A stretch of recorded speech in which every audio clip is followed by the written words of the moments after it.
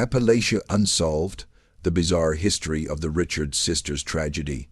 Before we get started, I'm curious, where are you in the world right now? What time is it there? Let me know in the comments. The Appalachian Mountains of eastern Tennessee had silently watched over generations of hardship, luck, and heartbreak.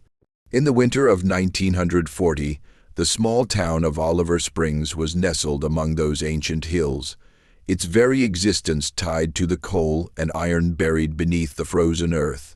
Smoke curled from chimneys into the gray February sky, mixing with mine dust that had built the community and the fortunes of those daring enough to pull wealth from the ground.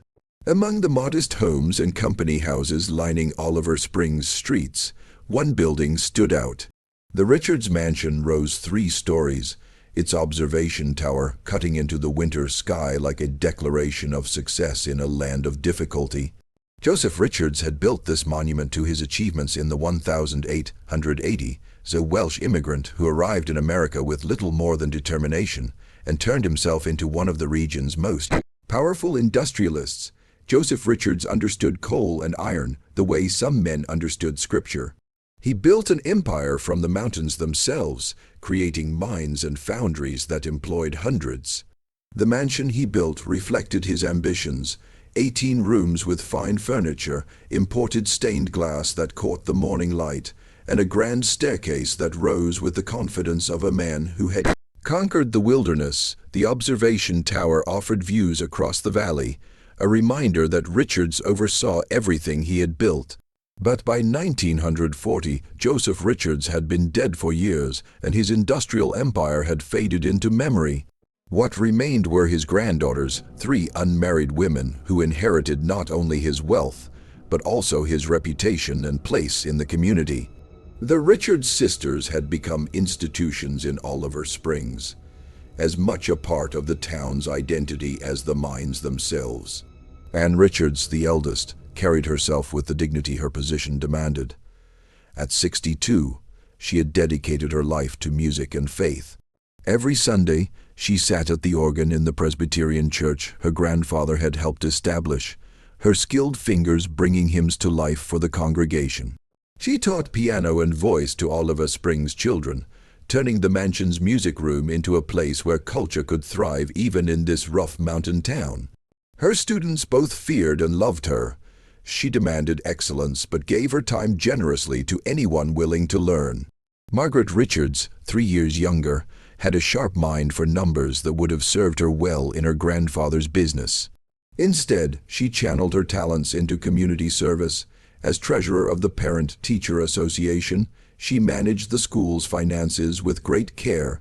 Every penny was accounted for, every expense justified. Teachers and parents alike knew Margaret Richards could be counted on to keep the books balanced and speak plainly about the school's financial realities. Mary Richards, the youngest at 54, spent her days in the classroom at Oliver Springs Elementary School. She had been teaching for over 30 years, and entire families had passed through her instruction. Mothers brought their children to meet Miss Mary, the woman who had taught them to read and write. She was patient with slow learners and challenging to quick ones, and she believed completely in education's transformative power. Each morning, she walked the short distance from the mansion to the school, her lesson plans carefully prepared, her manner both warm and professional. The 3 sisters lived together in the mansion that had been their grandfather's pride, maintaining it as best they could on their modest incomes. The fortune Joseph Richards had built had shrunk over the years, worn away by time and economic change. The mines no longer belonged to the family. The grand house needed constant repairs they could barely afford. But the Richards sisters kept their dignity and their place in the community, refusing to admit any decline in their circumstances. They weren't alone in the mansion. Leonard Brown, known to everyone as Powder, had worked for the Richards sisters for several years. At 16, Powder was caught between boyhood and manhood, his slight build and gentle manner making him seem younger than his age. He lived in the servants' quarters and did the heavy work the sisters couldn't manage, carrying coal for the furnaces, maintaining the grounds, running errands into town, and helping with Endless tasks needed to keep the old mansion running. Powder had grown up in Oliver Springs, part of the small African-American community that existed on the margins of the coal town's economy. His opportunities were limited by his skin color and by the unwritten but strictly enforced rules of 1940s Tennessee. Working for the Richards sisters was one of the better positions available to a young black man in Oliver Springs. The sisters treated him fairly by the standards of the time, paying him regularly and giving him room and board. The relationship between the Richards sisters and Powder existed within the complex racial dynamics of the Jim Crow South. The sisters weren't cruel, but they didn't see Powder as their equal either. He was their employee, expected to be deferential and know his place. For his part, Powder understood the boundaries of his position. He worked hard, spoke respectfully, and held his own dreams for a future that might differ from his present circumstances. Those who knew Powder described him as quiet and somewhat timid. He wasn't one of the bold young men who sometimes challenged the racial order or got into trouble. He attended church regularly with his family, helped his mother when he could, and seemed content to work honestly for his wages. Several people noted that Powder had an unusual fear of firearms, a phobia well known among those who knew him. Even the sound of a gunshot would make him visibly anxious. The winter of 1940 had been especially harsh in the mountains.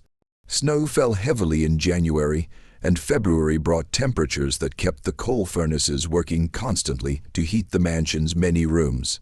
The sisters kept their routines despite the weather.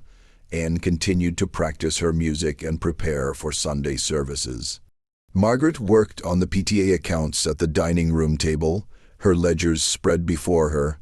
Mary prepared her lessons and graded her students' papers.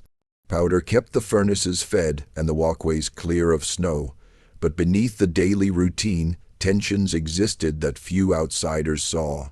The mansion needed more money for maintenance than the sisters could comfortably provide.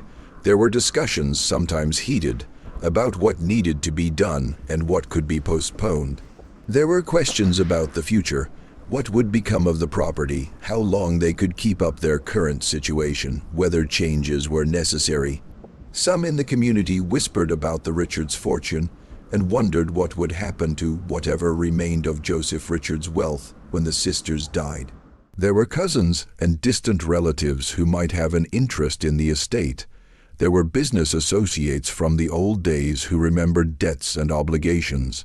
The Richards sisters existed at the intersection of past wealth and present genteel poverty, keeping up appearances while managing shrinking resources. In early February, neighbors noticed more visitors to the mansion than usual. Some reported hearing unfamiliar male voices coming from the house, though they couldn't identify who might be visiting. That was unusual.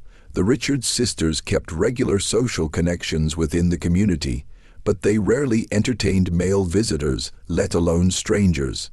When asked later, neighbors would recall feeling that something seemed different in the days leading up to February 5th, though they couldn't say exactly what had changed.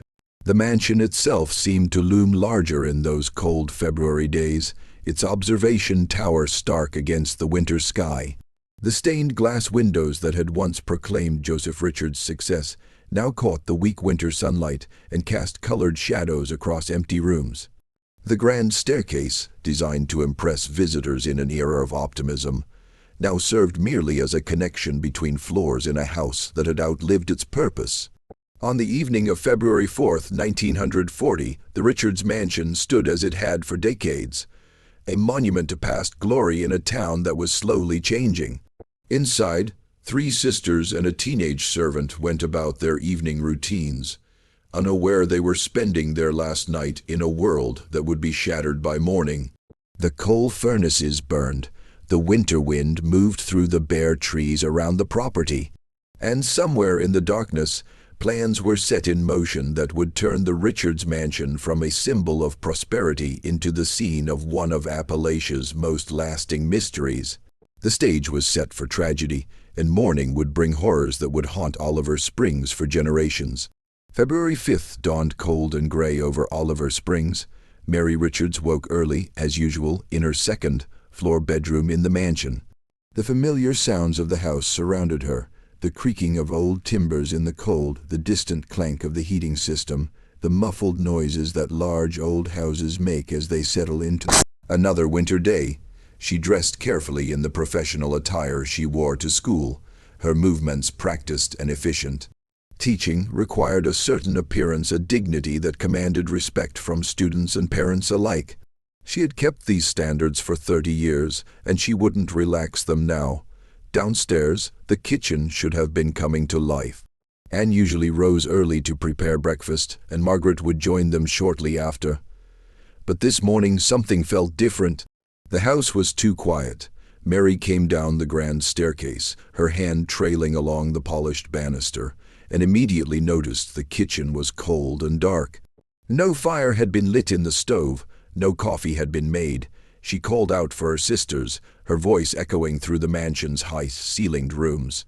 There was no answer. A small flutter of concern moved through her chest, but she pushed it aside. Maybe Anne wasn't feeling well.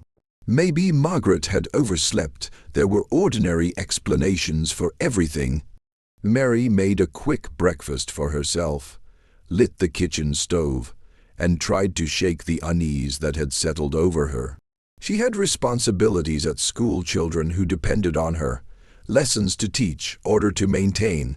Whatever was happening with her sisters would have to wait until she returned home. The walk to Oliver Springs Elementary School took 15 minutes through the cold morning air. Mary greeted other early risers on the street, exchanged pleasantries with neighbors, and arrived at the school building with time to prepare her classroom. She arranged papers on desks, wrote the day's lessons on the blackboard, and welcomed her students as they arrived with coal-drenched cheeks and noisy enthusiasm. Teaching had always had a meditative quality for Mary. When she stood before her classroom, guiding young minds through reading and arithmetic, the rest of the world faded. She could focus entirely on the task at hand, on drawing out potential and instilling knowledge. This morning was no different. She led her students through their lessons with her usual patience and skill, barely aware of the hours passing. But by early afternoon, the unease had returned, stronger now and harder to ignore. The Ladies' Missionary Society was holding its regular meeting at 2:00, and Anne had mentioned several times that she would be attending. She rarely missed these gatherings, and Margaret often went with her. The society was an important part of their social world, a connection to the church and community that the sisters valued deeply. When word reached the school that neither Anne nor Margaret Richards had appeared at the Missionary Society meeting, Mary felt the first real stab of genuine worry. This wasn't like her sisters. If they had been unable to attend, they would have sent word. They would have made sure someone knew. The fact that they had simply failed to appear with no explanation and no message was deeply wrong. Mary dismissed her students at the usual time, but her mind was no longer on teaching. She walked home faster than usual, her sensible shoes clicking on the sidewalk, her breath forming clouds in the cold air. The mansion came into view as she rounded the corner onto her street, standing as it always had, solid and imposing. Nothing about its exterior suggested anything was amiss.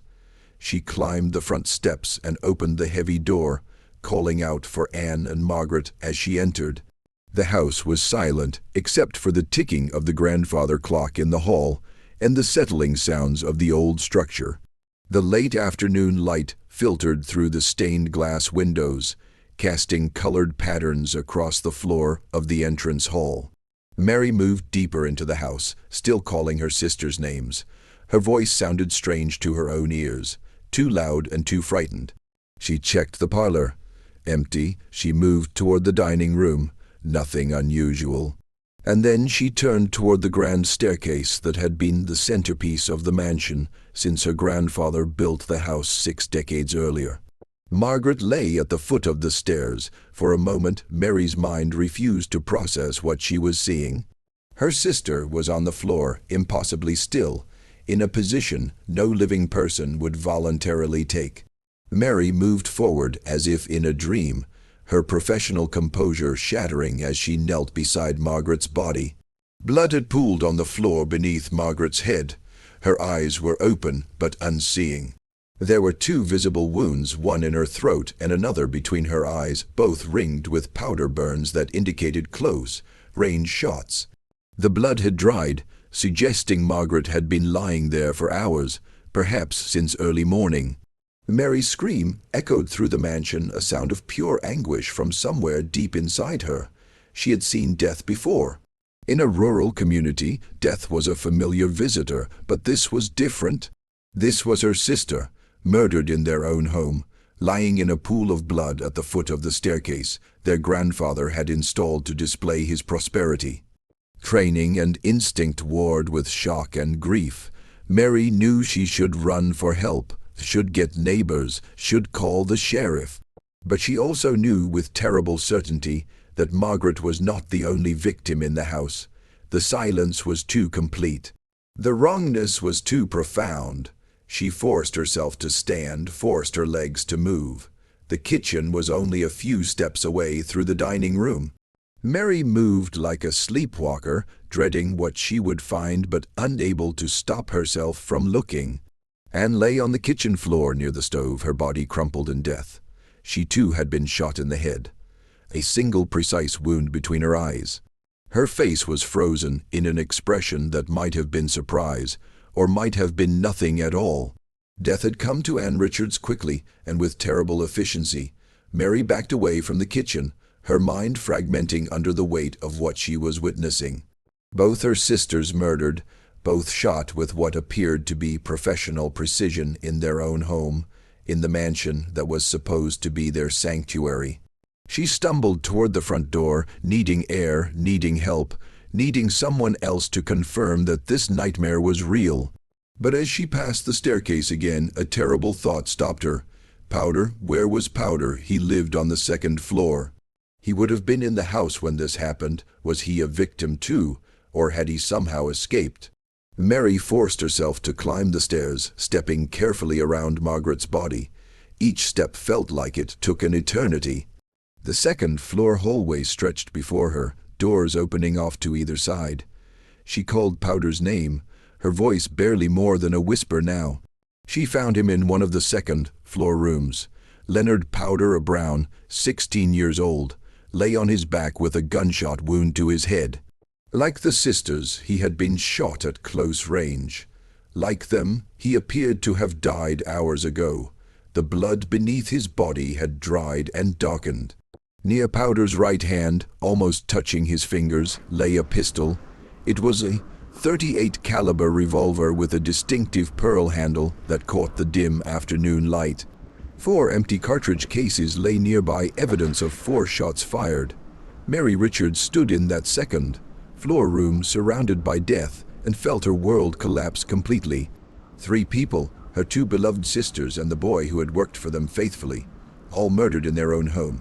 And a gun that seemed to suggest Powder had been involved, though Mary's mind rebelled against that conclusion even as she noted the evidence. She ran from the mansion then, her composure finally breaking entirely. She stumbled down the front steps and into the streets, screaming for help. Neighbors emerged from their homes, alarmed by the commotion. Within minutes, a crowd had gathered in front of the Richards mansion, drawn by Mary's incoherent cries and the unmistakable urgency of genuine disaster. Someone ran to telephone the sheriff while others tried to comfort Mary, who had collapsed on the front lawn, sobbing and struggling to explain what she had found. A few brave neighbors entered the mansion to confirm her story and emerged moments later, their faces pale and shocked, ordering everyone to stay back and not contaminate the scene. Sheriff's deputies arrived within 20 minutes, followed shortly by the sheriff himself. They cordoned off the mansion and began their investigation while Mary was led to a neighbor's house, still in shock, still struggling to comprehend that her sisters were gone and her life had been irrevocably shattered.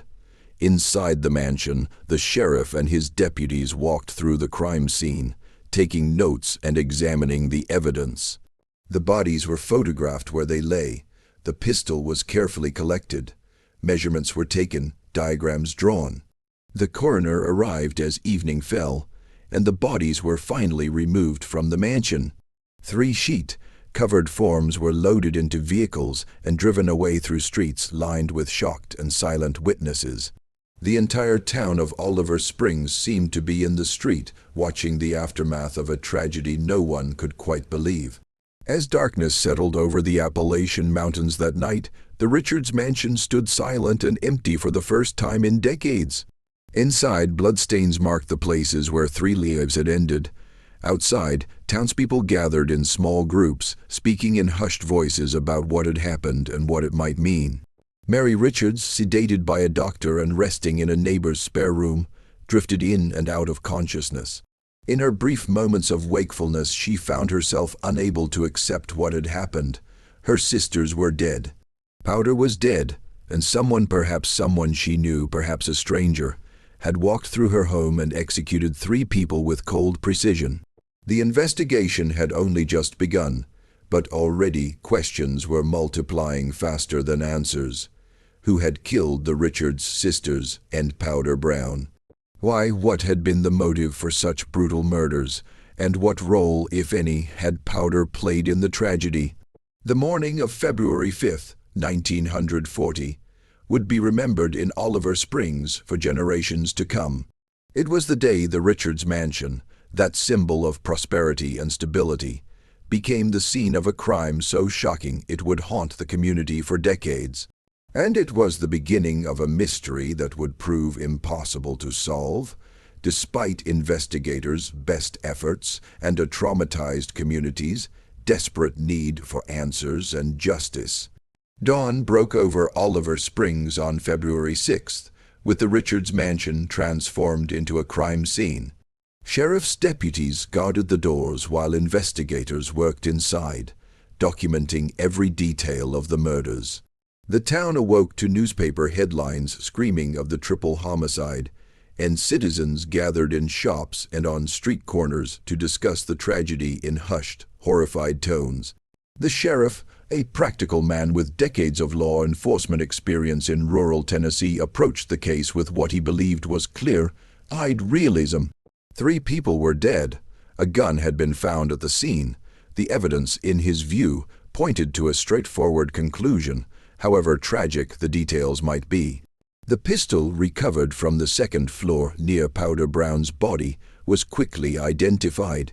It was a .38 caliber revolver with a distinctive pearl handle, and it belonged to the Hanna family, who lived in the house adjacent to the Richards mansion.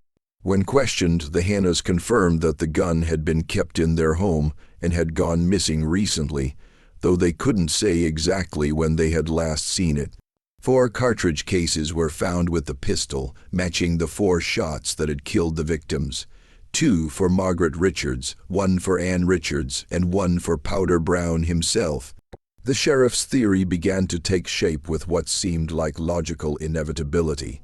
Powder Brown had stolen the pistol from the Hanna house, murdered the 2 Richards sisters, and then taken his own life in a fit of remorse. But what could have driven a quiet, gentle 16-year-old boy to commit such horrific acts? The sheriff believed he had found the motive through interviews with acquaintances of Powder Brown. Several people mentioned that Powder had recently expressed a desire for a new suit. He had been saving his wages and had spoken hopefully about buying proper clothing, the kind that would make him look respectable and grown up. According to the sheriff's reconstruction, Powder had asked the Richards sisters to advance him money for the suit, or perhaps give him a raise so he could afford it. The sisters, managing their own declining finances carefully, had refused. In the sheriff's theory, this refusal had triggered a rage in Powder Brown that led to murder. It was a tidy explanation, one that fit the physical evidence and provided a clear narrative for what had happened. The sheriff announced his conclusions to the press within 48 hours of the murders.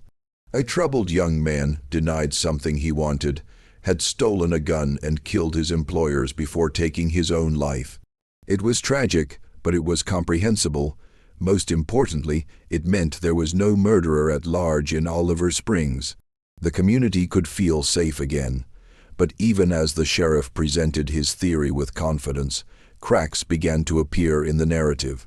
Neighbors and community members came forward with information that complicated the simple explanation, and Mary Richards, recovering from her initial shock, began to speak out against the official conclusion with growing insistence. Several witnesses reported hearing unfamiliar male voices in the Richards mansion in the days leading up to the murders.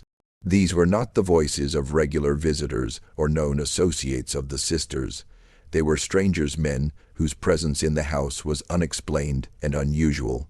The Richards sisters rarely entertained male visitors, and the idea that multiple unknown men had been in the mansion shortly before the murders suggested something more complex than a simple suicide by a teenage servant. One neighbor reported seeing a man through the basement window of the mansion, someone he didn't recognize and who had no apparent legitimate reason to be there. When questioned about this sighting, the witness couldn't provide many details.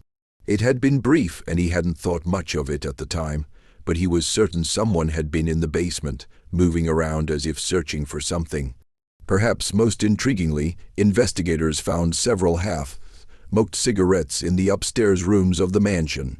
The cigarettes had been stubbed out and left in various locations, as if whoever smoked them had been spending time in the house, moving from room to room, waiting for something.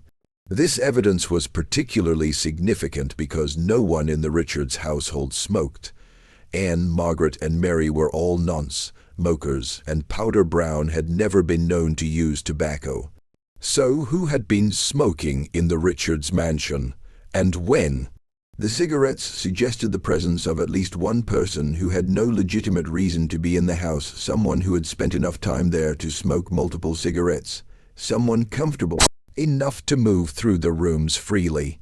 Mary Richards seized on these inconsistencies with the determination of a woman who had lost everything and would not allow the truth to be buried along with her sisters.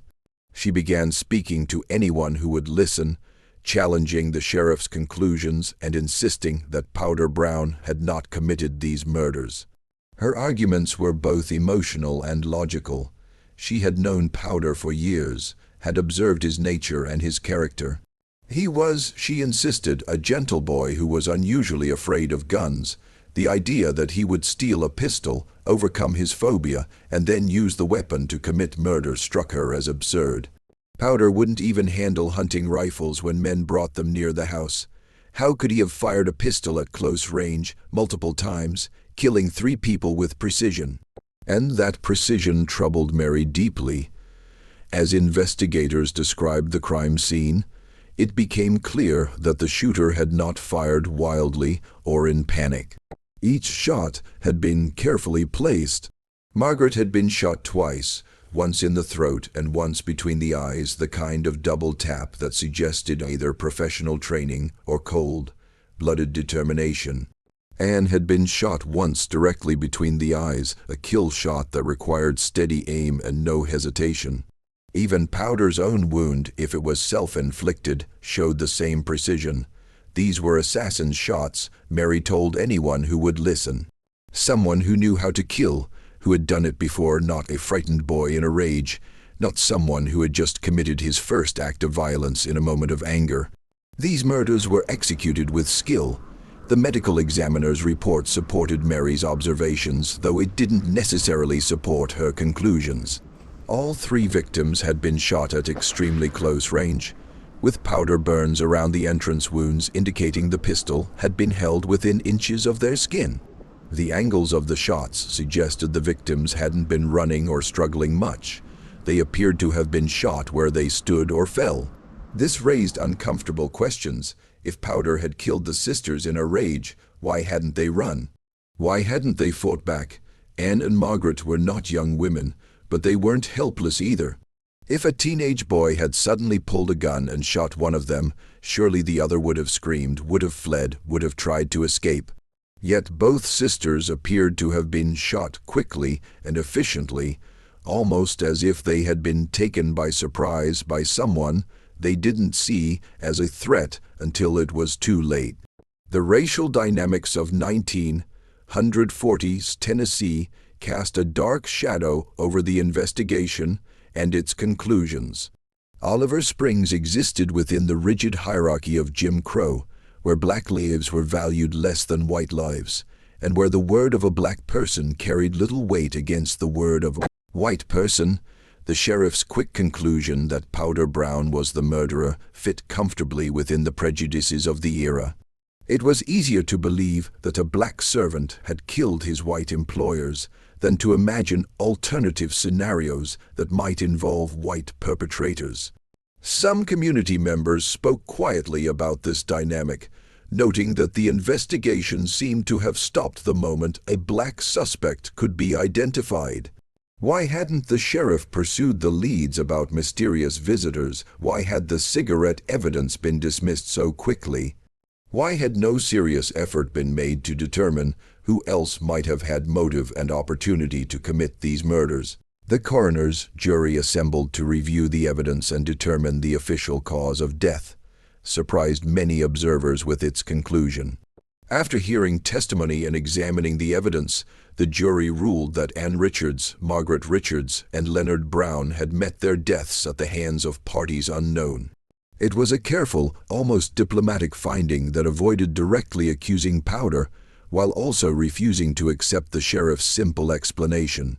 This created an unusual situation where the investigating sheriff maintained one theory, while the coroner's jury essentially rejected that theory in favor of uncertainty.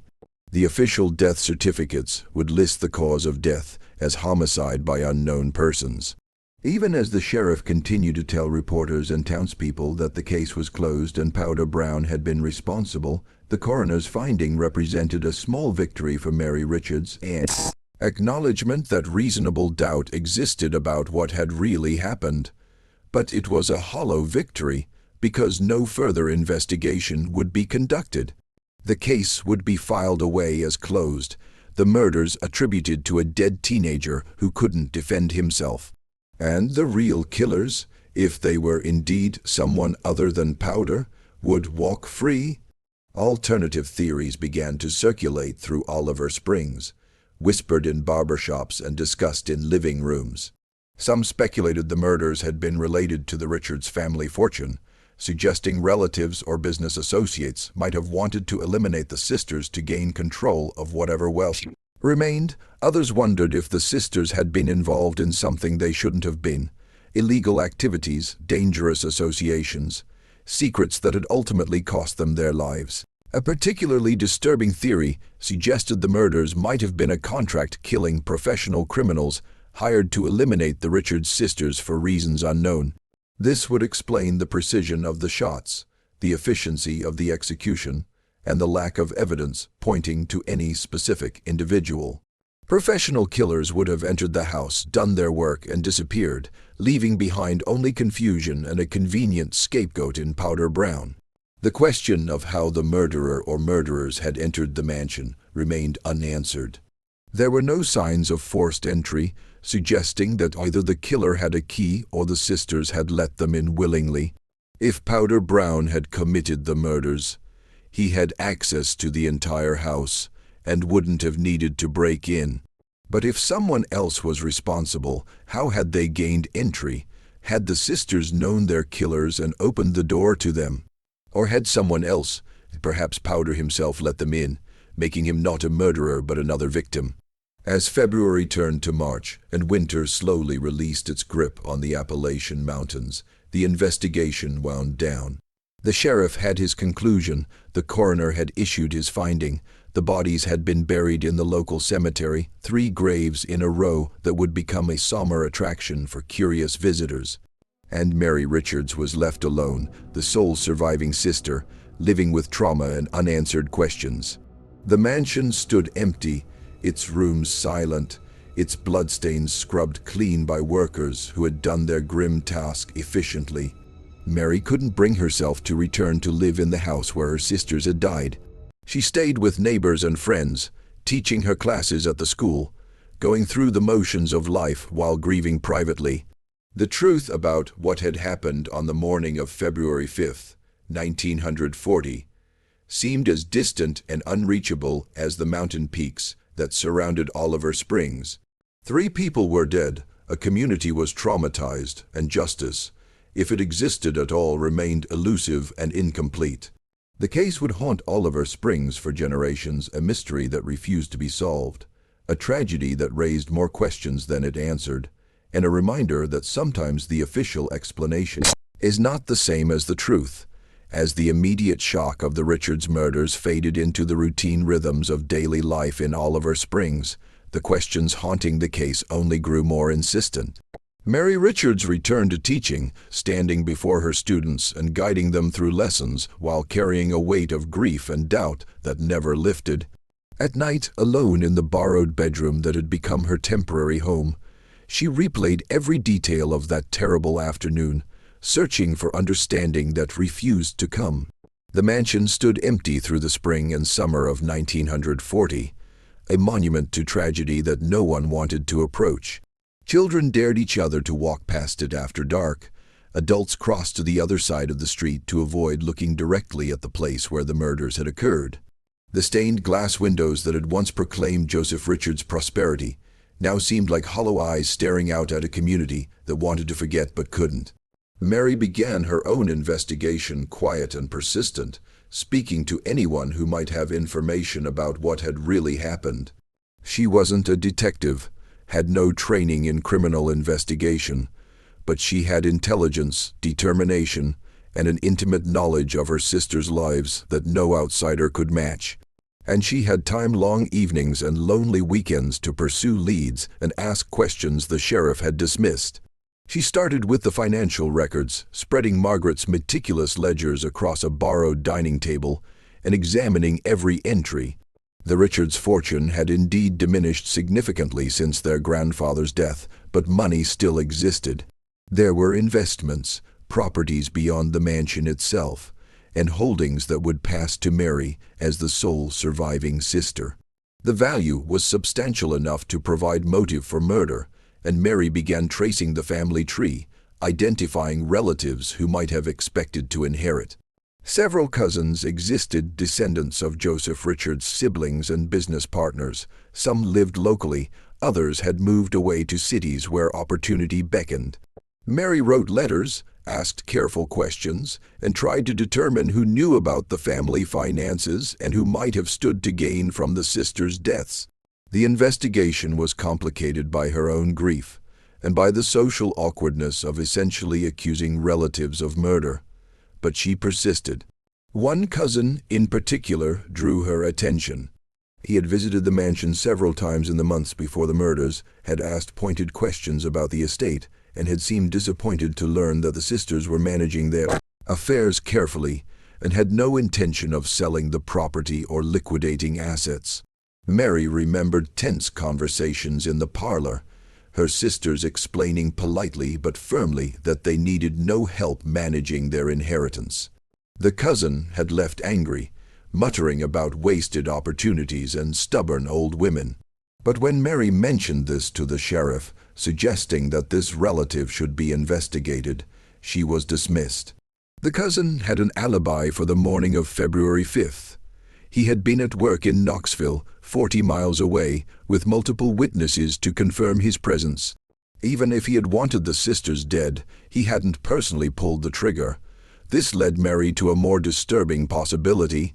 If relatives wanted the sisters dead but couldn't commit the murders themselves, might they have hired someone to do it for them? Contract killings weren't unheard of even in rural Tennessee. Criminals existed who would kill for money, and it wouldn't have required a large sum to convince someone to travel to Oliver Springs and eliminate 3 people who lived in relative isolation. The precision of the murders supported this theory. Mary spoke to a doctor who had served in the Great War, describing the wounds as the sheriff had reported them. The doctor listened carefully and then nodded slowly. "Those are execution-style shots," he told her.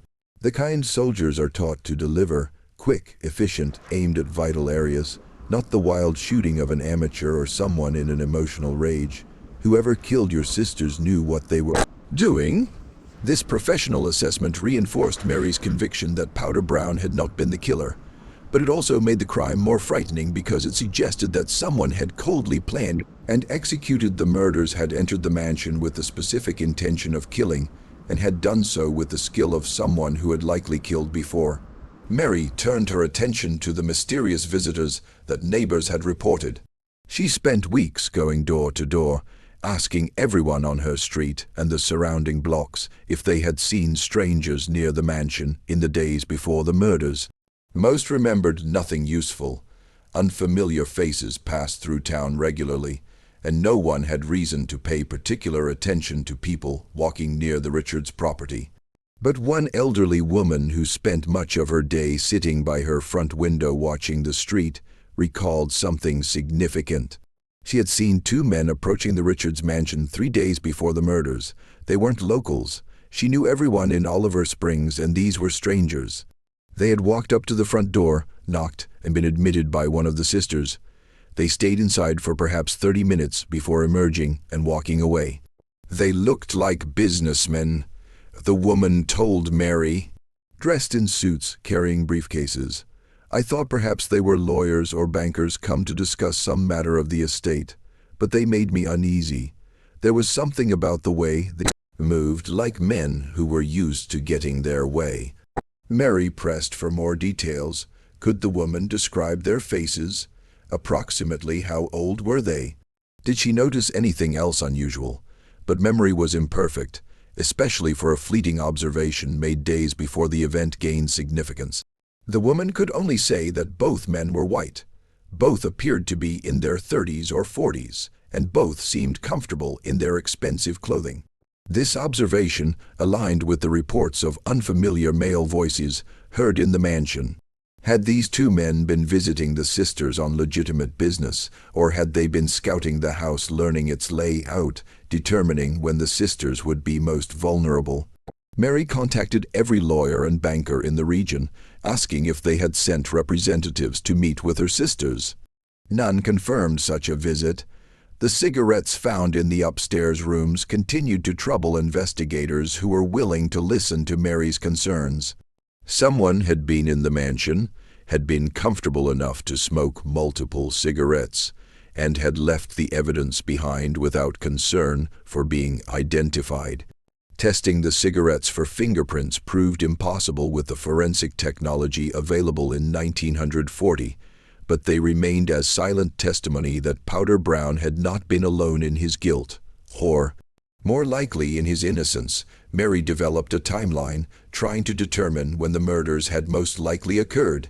The coroner estimated that the victims had died in the early morning hours, perhaps between 6:00 and 8:00 a.m. Mary had left for school around 7:30, which meant the murders might have been taking place even as she walked down the street, unaware that her sisters were dying just a few hundred feet behind her. This timing suggested planning. If the killers had known Mary's schedule, they would have known she left the house early each morning to teach. They would have known that killing Anne and Margaret when Mary was away would leave no witnesses except Powder Brown.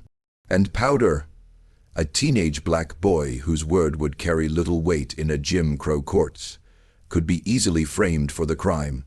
The question of how Powder had died remained central to understanding what had happened. If the official theory was correct, Powder had murdered the sisters and then killed himself in remorse. But suicide by gunshot to the head is a difficult and traumatic act, one that requires overcoming powerful survival instincts. Powder's supposed fear of guns made this scenario even less plausible. Could a boy who was terrified of firearms force himself to place a pistol against his own head and pull the trigger? The alternative was murder, that Powder had been killed by the same person or persons who killed the sisters. This made more sense given Powder's personality and the precision of his wound. He had been shot once directly between the eyes, the same execution-style kill shot that had ended Ann Richards's life. The pistol had then been placed near his hand to suggest suicide. Mary spoke to Powder's family, visiting the small house where his mother still lived. Devastated by the loss of her son and by the accusations that had been leveled against him posthumously, Powder's mother wept as she spoke about her boy, describing him as gentle, obedient, and deeply religious. She refused to believe he had committed murder and suicide, and she begged Mary to clear his name.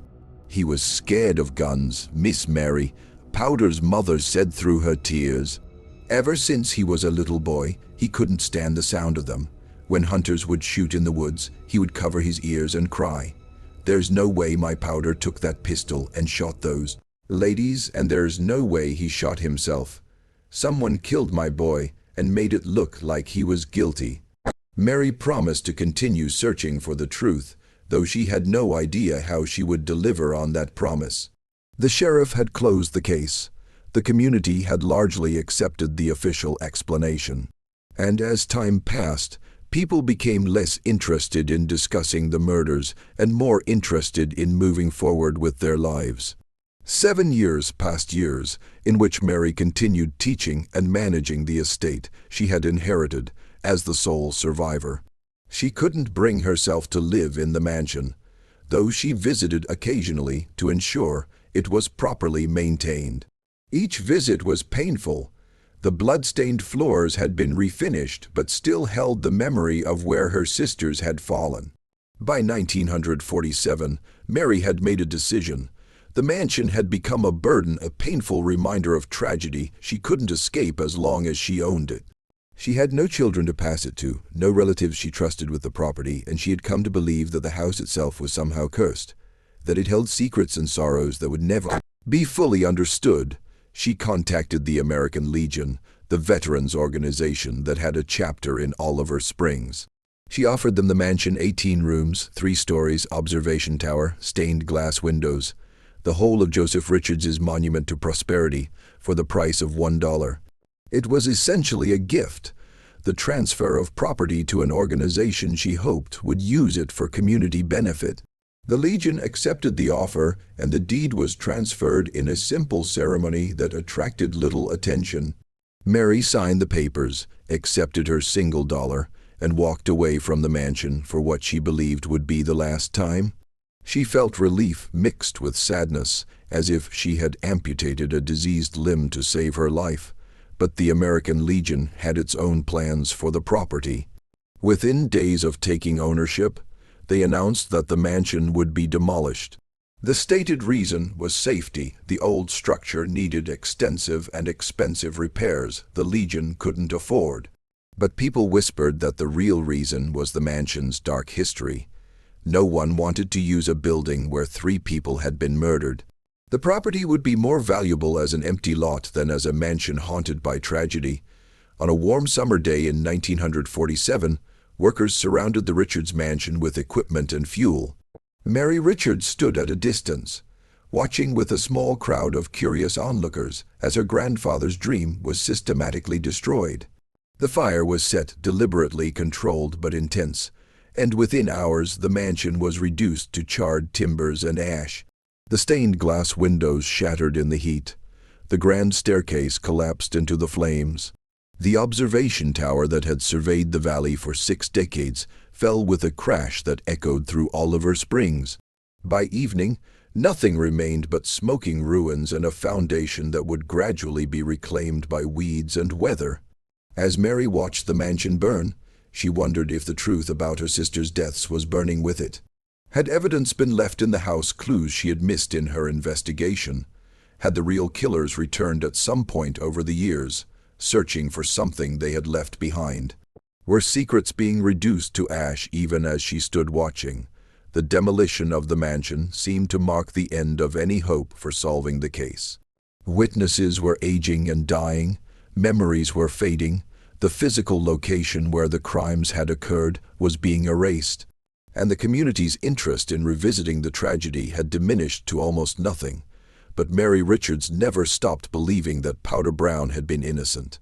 She never stopped wondering who had really killed her sisters and why, and she never stopped hoping that someday, somehow, the truth would emerge and justice would finally be served. She would live for many more years, long enough to see Oliver Springs change and modernize, long enough to teach generations of children, long enough to become an institution in the community herself. But she would never get the answers she sought while she was alive. The truth about the Richards murders remained buried, waiting for a time when someone would care enough to dig it up and bring it into the light. The 20th century drew to a close with the Richards murders fading into historical obscurity. Oliver Springs had changed dramatically from the cold town of 1940. The mines had closed or consolidated, the population had shifted. New generations had grown up knowing the story only as local legend, a dark tale from the past with no relevance to their modern lives. Mary Richards had died in 1985, taking her suspicions and her grief to the grave. Powder Brown's family had largely dispersed, his mother having passed away in the 1960s, still believing her son was innocent. The site where the mansion once stood was an empty lot, unremarkable except to those who knew its history. Time seemed to have buried the truth along with the victims. But in the year 2000, 60 years after the murders, something extraordinary happened. A local radio station in Oliver Springs was conducting a special program on the town's history, inviting community members to call in with their memories and stories. It was intended to be a nostalgic look at the past, a celebration of the town's heritage and evolution. Late in the program, as the host was preparing to conclude the broadcast, a call came through. The voice on the line belonged to an elderly African-American man who identified himself only as James and said he was 75 years old. He had information about the Richards murders, information he had kept secret for 6 decades out of fear for his life. The radio host, suddenly aware that this was more than a routine call, signaled for the conversation to be recorded and encouraged the caller to continue. What followed was a testimony that would reopen the case and finally provide the answers Mary Richards had sought in vain. James explained that in February 1940, he had been 15 years old, living in Oliver Springs and doing odd jobs to help support his family. On February 4th, the day before the murders, he had been walking through the neighborhood near the Richards mansion, taking a shortcut through the woods that surrounded the property. As he walked, he noticed 2 white men standing among the trees, partially concealed but clearly watching the mansion. This was unusual enough to catch his attention. The men weren't locals. James knew most of the white people in Oliver Springs by sight, and these were strangers. They were dressed in city clothes, too formal for walking in the woods, and they were observing the mansion with an intensity that seemed strange and purposeful. James had hidden himself and watched the men, curious about what they were doing but also frightened. A black teenager encountering unknown white men in the woods in 1940s Tennessee had reason to be cautious. He saw the men pointing at the mansion, discussing something in low voices he couldn't hear, and taking notes in a small book. They remained there for perhaps 15 minutes before walking back through the woods toward the road, where James assumed they had left a vehicle. The next day, when news of the murders spread through Oliver Springs, James immediately thought of the 2 men he had seen. He understood with the clarity of a boy who had grown up under Jim Crow that he had witnessed something significant, likely the killers scouting their target before the attack. But he also understood with equal clarity that speaking up would put him in mortal danger. Within days of the murders, James said, he was approached by one of the white men he had seen in the woods. The man cornered him on a deserted street and delivered a message that was clear and terrifying. If James ever told anyone what he had seen, if he ever went to the sheriff or spoke to investigators, he would be killed. His family would be killed, and it would be made to look like an accident, something that happened to black folks all the time without raising questions or concerns. He put his hand on my shoulder. James told the radio host, his 75-year-old voice shaking with the memory, and he smiled at me, and that smile was the most frightening thing I've ever seen in my life. He meant every word he said. I knew if I talked I was dead, so I kept quiet. I've kept quiet for 60 years, and it's eaten at me every day since. James explained that he had followed the case from a distance, had heard about Powder Brown being blamed for the murders, had listened to Mary Richards insisting that Powder was innocent. He had wanted to come forward, had wrestled with his conscience, but the fear had been too great. He had a family to protect. He had his own life to consider. And in 1940s Tennessee, the word of a black teenager would have carried no weight against the accusations of white men anyway. "I thought maybe they'd figure it out without me," James said. "I thought surely the sheriff would see that Powder couldn't have done it, that someone else had to be involved. But they closed the case and blamed that boy, and there was nothing I could do about it without getting myself killed." Now, 6 decades later, with both his parents dead and his own life in its final years, James had decided to speak. He couldn't die with this secret, couldn't go to his grave knowing he had allowed an innocent boy to be blamed for murders committed by professional killers. The men who had threatened him were likely dead themselves by now, and even if they weren't, James was too old to be intimidated any longer. The radio broadcast created an immediate sensation. Within hours, news outlets across Tennessee were reporting the story. The Oliver Springs Police Department, successor to the Sheriff's Department that had investigated the original murders, found itself facing demands to reopen the case. Journalists began digging through archives, finding the old reports and evidence that had been filed away for decades. Historians and criminal investigators reviewed the original case files with fresh eyes, now knowing that witness intimidation had prevented the truth from emerging in 1940. The evidence that Mary Richards had collected, the inconsistencies she had identified, all took on new significance in light of James's testimony. The professional precision of the murders suggested contract killers, exactly as Mary had theorized. The mysterious visitors, the unfamiliar voices, the cigarettes left carelessly in the upstairs rooms, all pointed to perpetrators who were not Powder Brown, and the framing of a black teenager for crimes committed by white men fit perfectly into the brutal logic of Jim Crow justice, where black lives were expendable and black voices were silenced. Investigators attempted to identify the 2 men James had seen, but 60 years had eroded the trail. Records from 1940 were incomplete. Potential suspects had died, and without names or clear descriptions, tracking down killers from 6 decades earlier proved impossible. The best investigators could do was confirm that James's account was credible and that it explained the evidence far better than the original theory that Powder Brown had been the killer. On January 15, 2001, the Oliver Springs Police Department held a press conference that drew national attention. The police chief stood before microphones and cameras and made an official statement that would have meant everything to Mary Richards had she lived to hear it. After a thorough review of the evidence in the Richards murders of 1940, including new testimony that was suppressed at the time due to witness intimidation, the Oliver Springs Police Department has concluded that Leonard Powder Brown did not commit these crimes. Powder Brown was an innocent victim, murdered along with Anne and Margaret Richards by unknown perpetrators who successfully framed him for their crimes. We formally and officially exonerate Powder Brown of any involvement in these murders, and we apologize to his family and descendants for the injustice that was done to his memory. The announcement was met with a mixture of relief and anger. Relief that the truth had finally been acknowledged, even 6 decades late. Anger that it had taken so long, that Powder Brown's name had been slandered for 61 years, that Mary Richards had died without seeing her conviction vindicated, that a system corrupted by racism had allowed innocent people to be blamed while guilty ones walked free. Powder Brown's descendants, scattered across the country, but connected through family networks, gathered in Oliver Springs for a memorial service.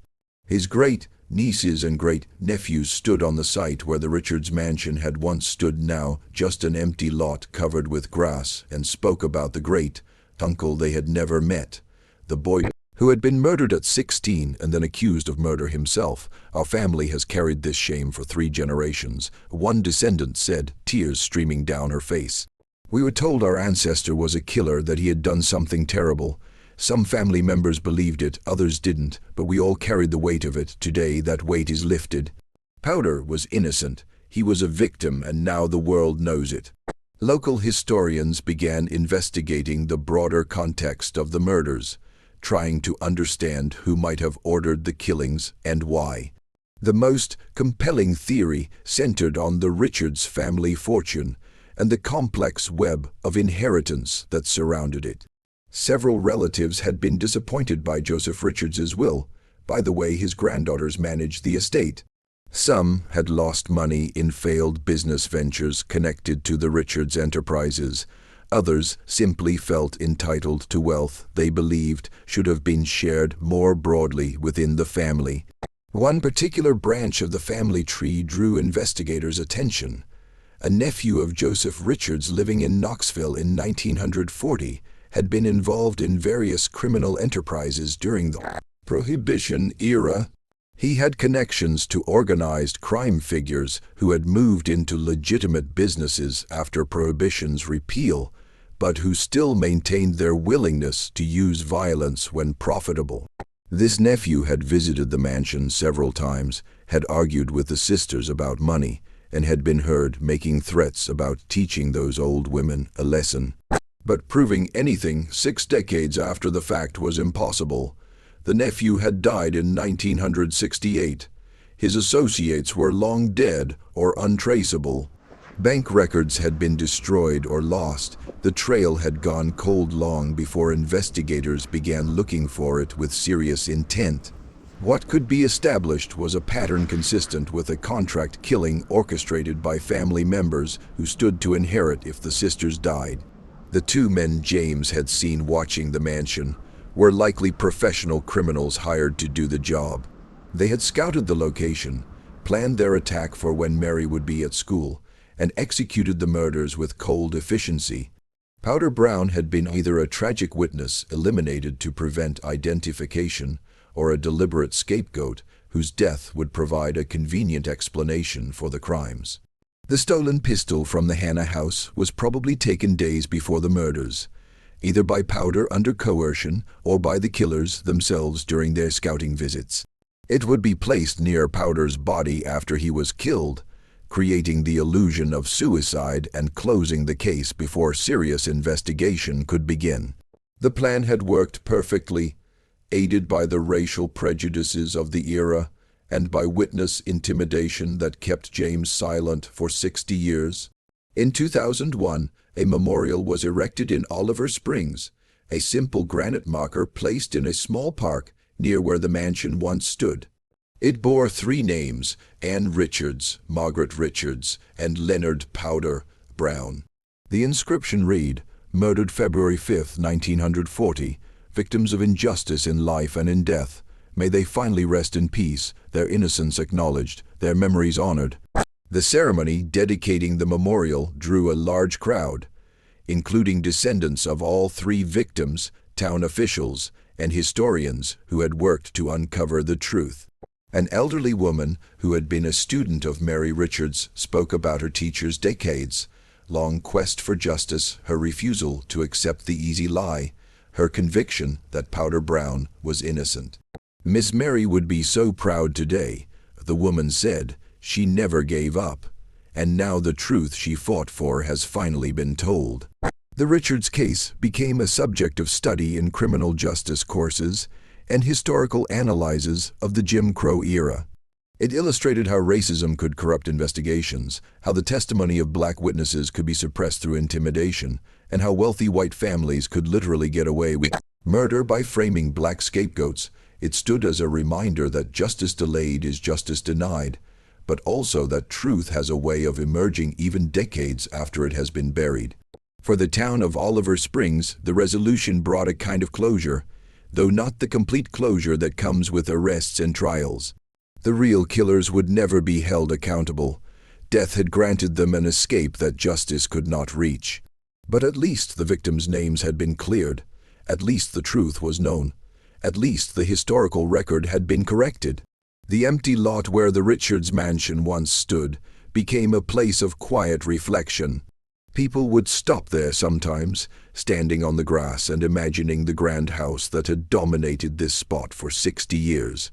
They would think about the 3 people who died there on a cold February morning, about the secrets the house had held, about the ashes that Mary Richards had watched rise into the sky when the mansion burned. Some believed the mansion had needed to burn, that it had to be destroyed because it contained too much tragedy, too much pain, too many unanswered questions.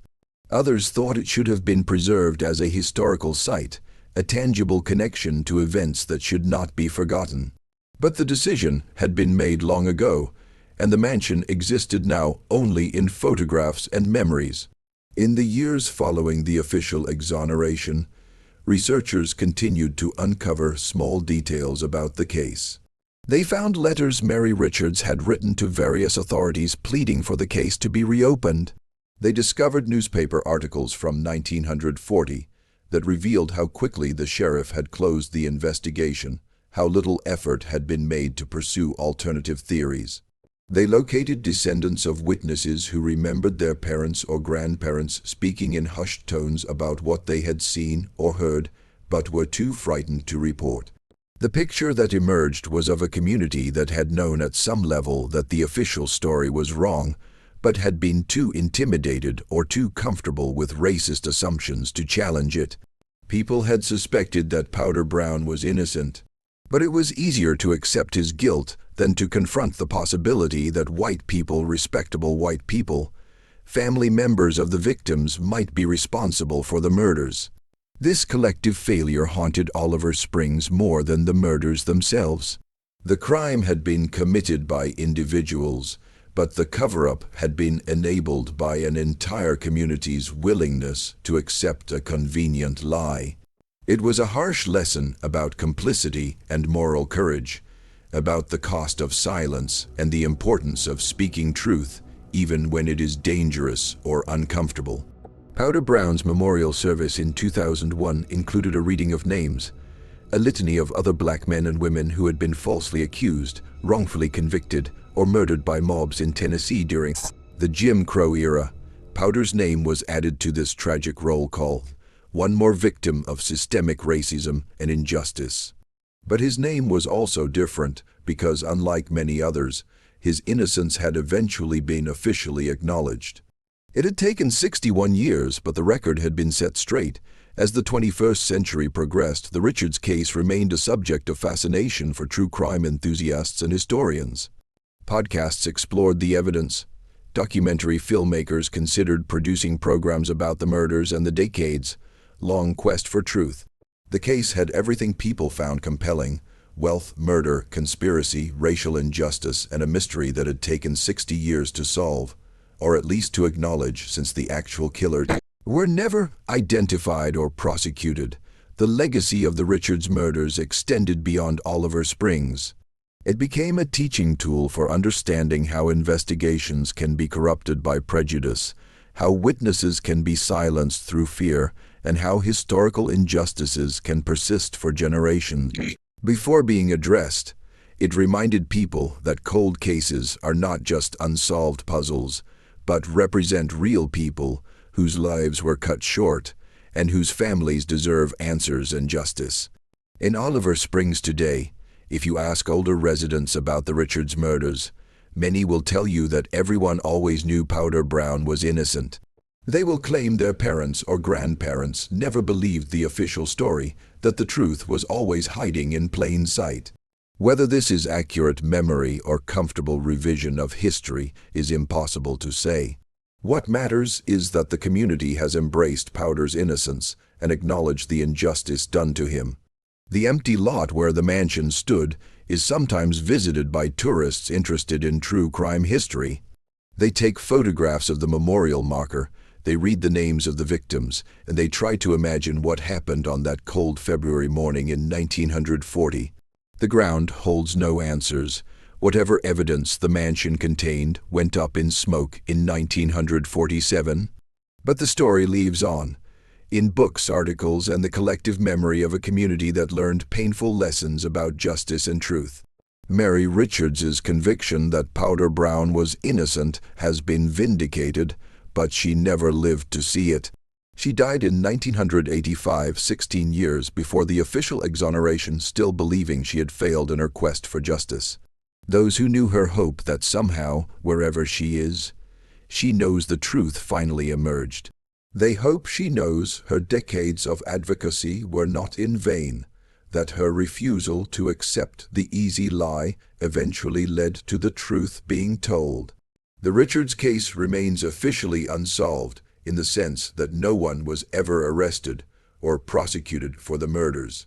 The killers, whoever they were, escaped earthly justice, but in another sense, the case has been solved. The truth about what happened is known, even if all the specific details and identities remain mysterious. Professional killers, probably hired by family members seeking to control the Richards fortune, murdered 3 innocent people and successfully framed a black teenager for their crimes. The plan worked for 60 years before finally being exposed, as the memorial stone in Oliver Springs reminds visitors Ann Richards, Margaret Richards, and Leonard Powder Brown were victims twice, first of murder, then of injustice. Their deaths on February 5, 1940, shattered a community and created a mystery that would haunt the Appalachian town for generations. But their vindication in 2001 demonstrated that truth, however long delayed, can still emerge, and that the voices of the silenced can still be heard, even across the gulf of decades. The mountains of eastern Tennessee stand as they always have, ancient and unchanging, bearing witness to human dramas that play out in their shadows.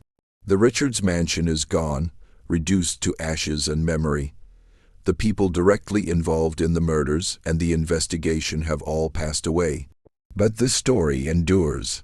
A dark chapter in Appalachian history that reminds us of the importance of seeking truth, of challenging injustice, and of believing that innocence matters even when it is inconvenient or uncomfortable to acknowledge. In the end, the macabre history of the Richards sisters' tragedy is not just about murder and mystery.